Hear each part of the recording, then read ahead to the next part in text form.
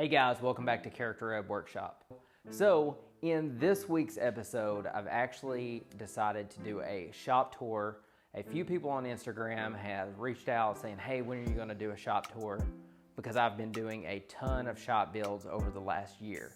Since my first build in the shop, it has been a year. And with it being a year, I think that deserves for us to take a look around the shop and check out and see all the progress. So, just to catch you guys up, if you have not been here during the Character Red Workshop story during the past year, I came to Okinawa with 2 Pelican cases full of tools and a couple of other stationary tools. It literally was like bare bones what I could ship over here via the military. We put some stuff in storage and everything here has been built since we've been here in Okinawa. So without further ado, let's go around and check it out and let's see what kind of progress I've made.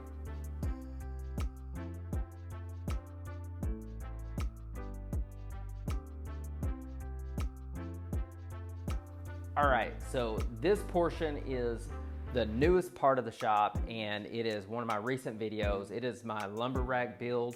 I've got all my lumber in here. It's, you know, pretty self-explanatory, but this thing has been a lifesaver.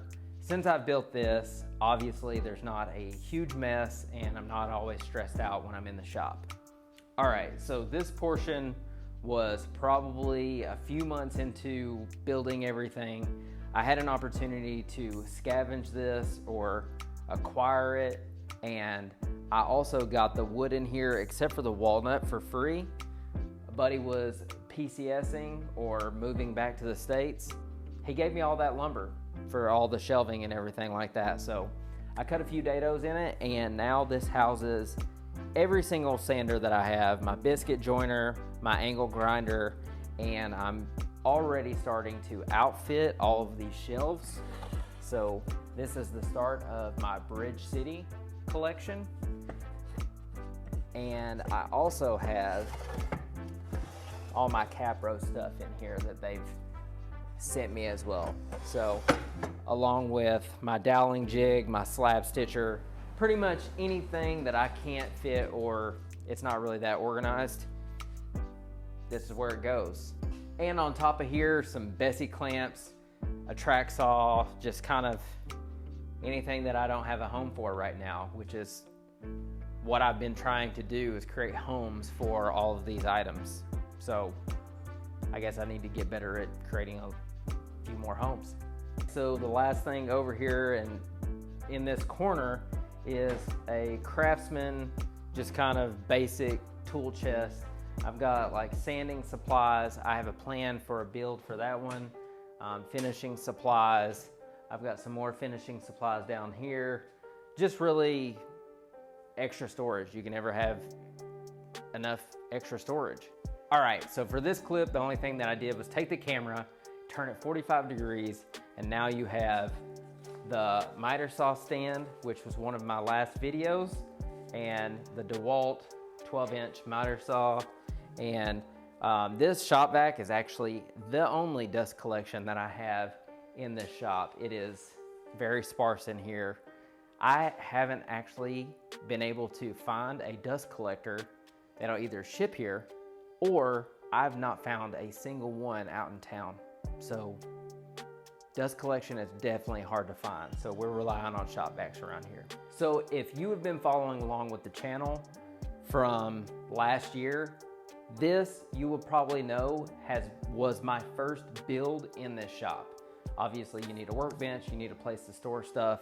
So I knocked it out with one shot, and this is actually April Wilkerson's design, and I've just modified it a little bit to fit my needs, and it's really worked out extremely well. I just used the woodpecker's hole boring jig to create some holes. That way I have some hold down clamping capabilities. This is probably the best camera jig that I've ever used, ever.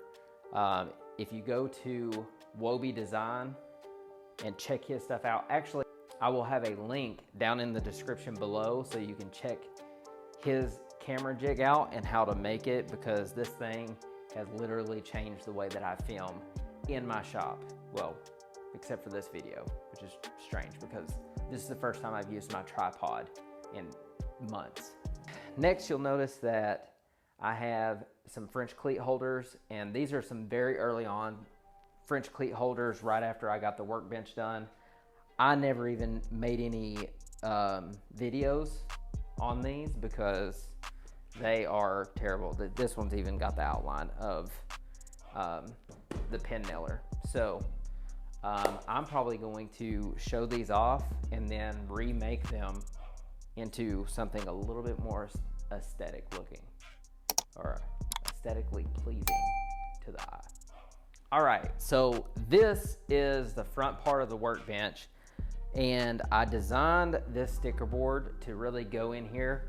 This is two-part. So this sticker board, one, I want to show off everyone in a very unique way that swapped a sticker with me.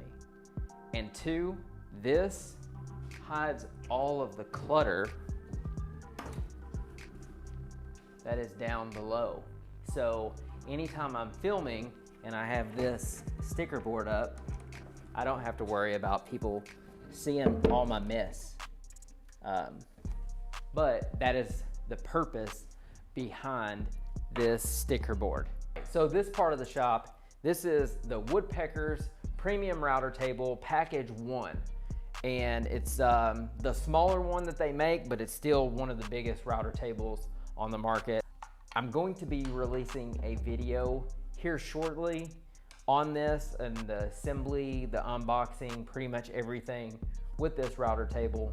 So if you're interested in seeing how this was put together and seeing this thing in use, hit that subscribe button, because this thing is a beast.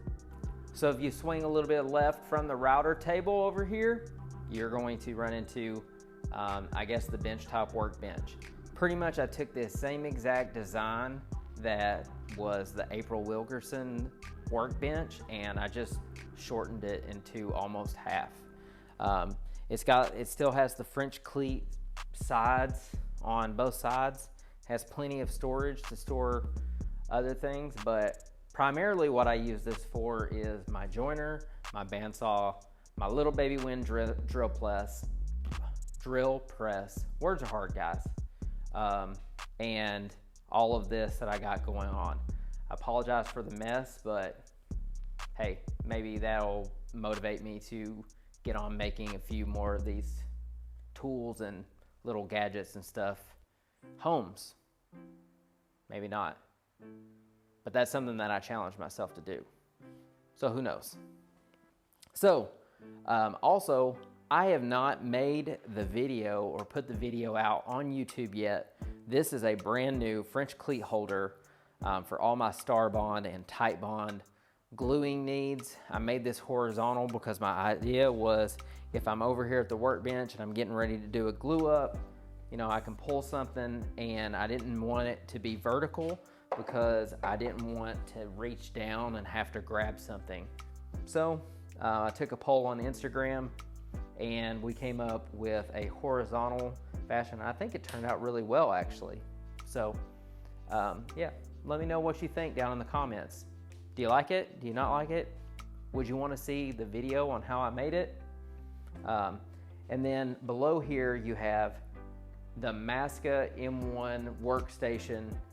This was one of the first companies that I ever worked with, was Masca, you know, woodworking, and it's probably one of my favorite builds to date. All right, and over here is a few weapons crates, or like ammunitions crates, that I just screwed together, and it's got like all my charging stations. It's near this outlet right here, which is like gold, because this is the only outlet in my shop, period. So the one thing that they don't tell you about going overseas is people do not do anything in their garages. My landlord will come like to my house and tell me while I'm woodworking that garages are for parking, not for woodworking. And they are being 100% dead serious about that. So, all right guys, there you have it. That is a brief shop tour of the progress that I've made over here in a year. Hard to believe that we've been over here in Okinawa, stationed over here for a year already, or over a year. Let me know down in the comments what you think I should do next in order to take this shop to the next level. I'd love to hear any suggestions that you got, but I think that about wraps it up for this video, guys. Let me know what you think. All right, don't forget, hit that like button, subscribe, and we will catch you on the next video and the next build. See ya.